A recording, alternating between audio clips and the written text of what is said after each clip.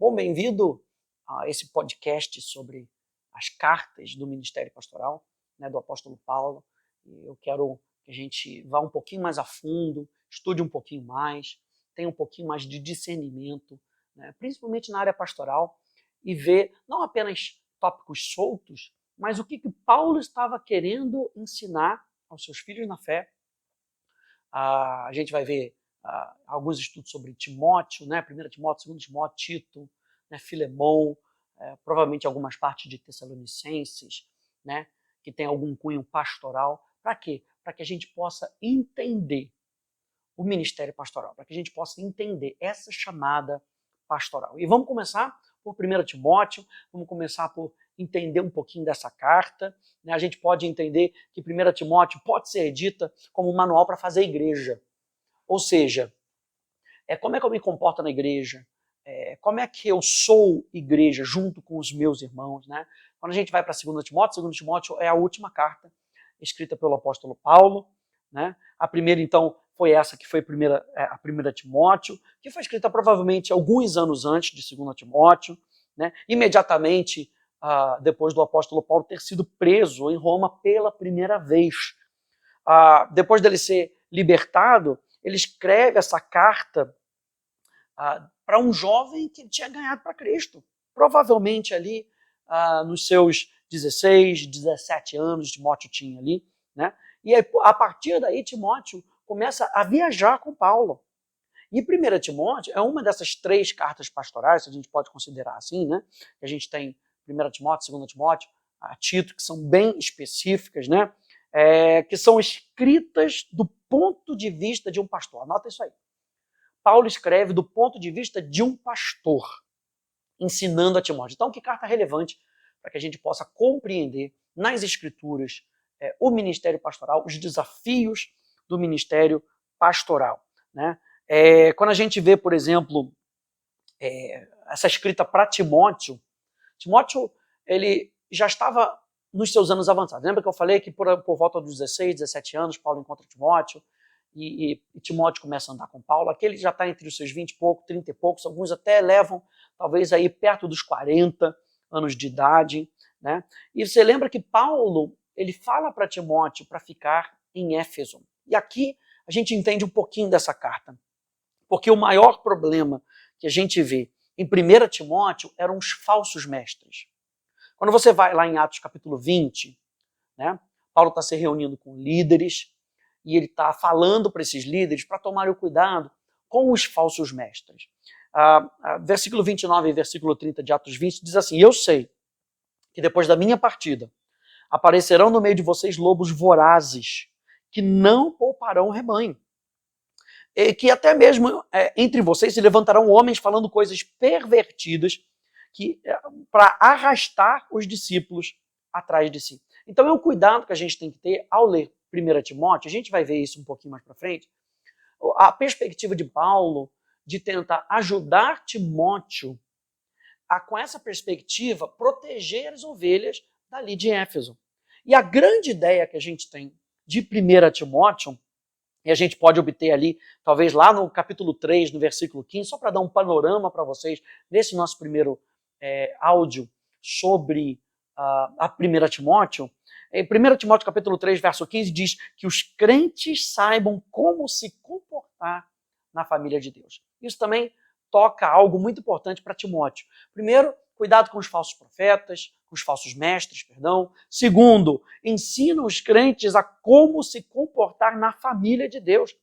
E essa família de Deus, ele identifica como coluna e sustento da verdade. Ou seja, como eles vão se comportar como família de Deus, na família de Deus, e sustentar a verdade. Porque eles têm que entender que nesse relacionamento com Deus, a igreja é a coluna e o sustento da verdade. Quem é que vai sustentar a verdade nesse mundo? A igreja. Então a igreja sustentando a verdade, ela faz frente contra os falsos mestres que queriam enganar a igreja, as pessoas da igreja. Né? A segunda coisa que a gente vê, a segunda grande ideia que a gente vê aqui em 1 Timóteo, está lá no versículo 5, capítulo 1, versículo 5, que ele diz assim: o objetivo dessa admoestação é o amor que procede de um coração puro, de uma boa consciência e de uma fé sem hipocrisia. A gente também vai ver isso um pouquinho mais para frente. E isso, gente, trata um pouquinho de uma maneira mais pessoal. Enquanto a gente está falando de como os crentes devem se comportar na igreja, na família de Deus, sendo coluna e baluarte da verdade, esse segundo tema aqui, ele fala um pouquinho mais com relação ao indivíduo. Então, Paulo vai tratar com o indivíduo assim como com um coletivo. Né? E isso é importante a gente entender, porque quando a gente entra nessa esfera pastoral, a gente, muitas vezes, naquele âmbito da gente querer tratar da pessoa, a gente esquece do coletivo. Então, Paulo, ele vai tratar dos dois. Ele vai tratar do indivíduo. O que eu acho interessante nessa carta é justamente isso. Ele não se esqueça do coletivo, não se esqueça do indivíduo. Não se esqueça do indivíduo e não se esqueça do coletivo. Muitas vezes, nesse nosso afã da gente querer lidar com o coletivo, né, com muitas vezes colocar regras que protegem o coletivo, a gente se esquece da pessoalidade, a gente se esquece da pessoa. Então, Paulo está trazendo justamente um equilíbrio aqui, né? Quando ele trata disso em 1 Timóteo, ele está tratando tanto do indivíduo quanto do coletivo. Ele vai tratar também das qualificações dos líderes da igreja, que é muito importante também, a gente entender que líderes são importantes na igreja. Então, lá no capítulo 3, no capítulo 2, ele vai falar até algumas coisas um pouco mais difíceis, a gente vai também tentar tratar sobre isso, né? Quando ele fala sobre homens de Deus, mulheres de Deus. Quando entra no capítulo 3, ele vai falar sobre a liderança da igreja, como é importante as características da liderança de Deus. Quando a gente entra no capítulo 4, Paulo vai abordar um assunto sobre apostasia. A gente está falando, lembra, da verdade. A gente está falando contra os falsos mestres. No capítulo 4, parece que Paulo muda um pouquinho a tônica para falar, olha, cuidado com a apostasia. A gente ainda está tratando sobre essa questão da verdade, sobre os falsos mestres. Então vocês têm que ter cuidado com a apostasia. O que é a apostasia? É a negação da fé. É a pessoa que experimenta as coisas celestiais e passa então a negar a fé. Então Paulo, no capítulo 4, ele começa a falar sobre isso, sobre a apostasia. A gente entende que apóstatas e hereges são um pouco diferentes, né? Os hereges, eles podem ser considerados como um cristão, alguém que basicamente aceita e conhece a Jesus, mas que tende a errar em alguma questão doutrinária específica. Ou seja, ele continua sendo um cristão, mas que ele tem alguma fonte da sua doutrina que é errada, portanto, ele ensina de maneira errada. Já o apóstata não, gente. O apóstata é aquele que experimentou, é aquele que viveu, aquele que foi transformado, mas que de alguma maneira rejeita por completo o seu relacionamento com Deus. Enquanto o herege permanece como cristão, apesar de estar pregando ou estar ensinando coisas erradas, o apóstata, ele abre mão do seu relacionamento. Quando a gente chega no capítulo 5, a gente vê alguns problemas que são específicos da igreja, né? Incluindo como tratar os jovens, os mais velhos dentro da igreja, ou seja, sobre relacionamento, conselhos às mulheres e vários assuntos práticos. Quando a gente chega no capítulo 5, ele vai abordar ali um problema de como lidar com as acusações com os mais velhos. Então ele está falando no capítulo 5 sobre os relacionamentos, como tratar as pessoas dentro da igreja, né? E depois ele termina mencionando alguns problemas pessoais que o próprio Timóteo enfrentaria. Então olha só que conselho pastoral legal. Ele está falando, Timóteo, cuidado com esse tipo de problema, cuidado com esse tipo de problema, e cuidado com esse tipo de problema que você vai enfrentar lá na frente. Quando a gente chega no capítulo 6, ele aborda alguns problemas mais sociais, com uma palavra ali, em primeiro lugar, sobre os oprimidos, né? Sobre os degradados, ou seja, os escravos. E essa é uma palavra, gente, que é muito instrutiva e que vai ajudar a Timóteo a entender algumas das questões que são lançadas de todos os lados, para que ele saiba como aconselhar aqueles que são privados de certos direitos humanos, por exemplo. Então, Paulo ele vai dirigir uma parte desse capítulo 6 aos escravos cristãos e vai lembrar a esses escravos que o desejo de obter coisas materiais pode ser um perigo terrível para a vida espiritual. Isso, claro, isso é parte para a gente também. A gente também, como participante desse ministério pastoral, a gente também tem que ter o cuidado com essas coisas, né? Com as coisas materiais que podem roubar a nossa caminhada. E aí, quando ele encerra, ele dá uma palavra para Timóteo de advertência, né? Para aqueles que confiam no conhecimento humano. E aí, 1 Timóteo capítulo 6, verso 20 e verso 21, vai dizer, e você, ó Timóteo, guarda o que lhe foi confiado, evitando os falatórios inúteis e profanos e as condições daquilo que falsamente chamam de conhecimento. Lembra que a gente começou falando que 1 Timóteo vai tratar sobre como Timóteo deve defender a igreja, ou ensinar a igreja a se defender de falsos mestres. Então ele está falando aqui daquilo que falsamente chamam de conhecimento. Pois alguns, professando, se desviaram da fé. Quais são as palavras-chave que a gente tem que ter em mente quando a gente lê 1 Timóteo? A piedade é uma delas, né? E piedade é uma palavra que tem a ver com devoção, tem a ver com você se parecer mais com Cristo. A palavra doutrina é importante aqui, né? A palavra sã, então sã doutrina, porque existe doutrina e existe sã doutrina. Então a palavra sã também é importante. A palavra consciência é muito importante, que a gente não perca a nossa consciência. Quando a gente for falar um pouquinho mais sobre 1 Timóteo capítulo 1, a gente vai tratar sobre essa palavra, sobre a palavra consciência.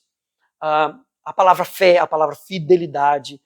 Só essa palavra fé e fidelidade aqui, ela aparece 20 vezes praticamente. Então é uma palavra muito importante. A palavra evangelho, né, as boas novas que vêm de Deus, porque existem aquelas boas novas que vêm do homem, mas existem as boas novas que vêm de Deus, que as duas sejam uma só. A nossa boa nova tem que estar condizente com a boa nova de Deus, com o evangelho de Deus. Ele fala sobre pregar, muito importante aqui, porque isso é um trabalho, um ofício do pastor. Prega a palavra, pregar a palavra.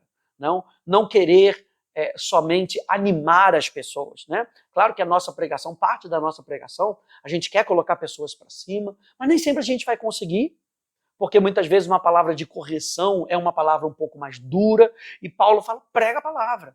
Seja ela boa, seja ela uma palavra que seja um pouco mais dura, prega a palavra. Não tenha medo das pessoas.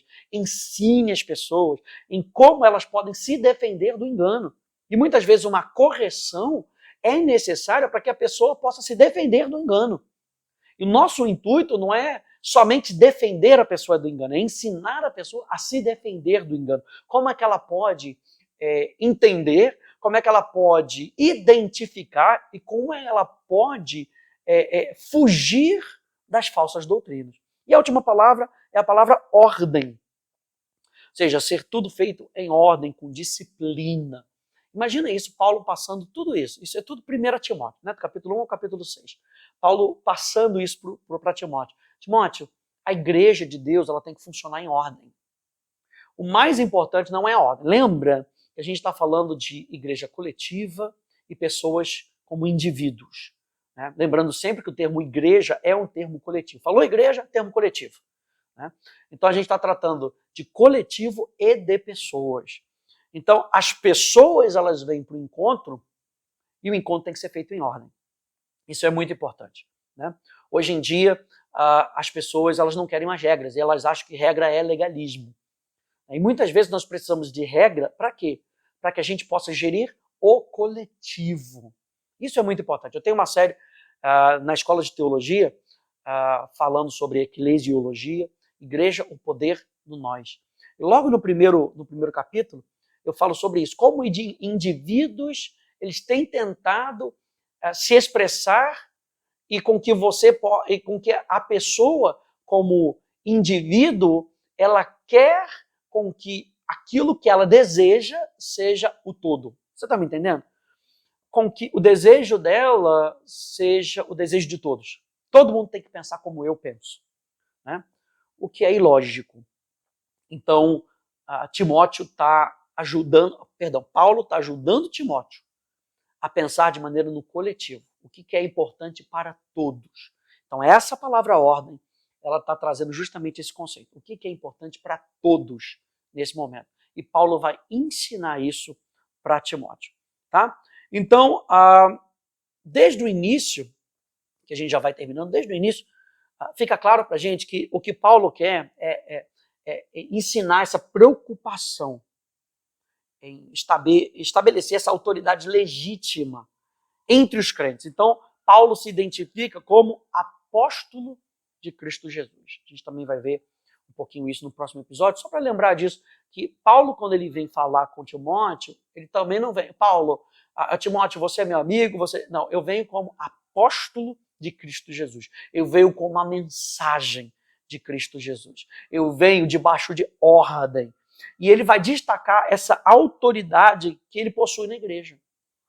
Então, Paulo, Timóteo, eu estou enviando você, eu estou falando com você na autoridade que eu recebi. E ele fala, eu falo isso de acordo com a ordem de Deus. Isso aqui é muito importante, né? Considerar essa questão da autoridade. Então, aqui a gente já vê que existe uma posição de autoridade, né?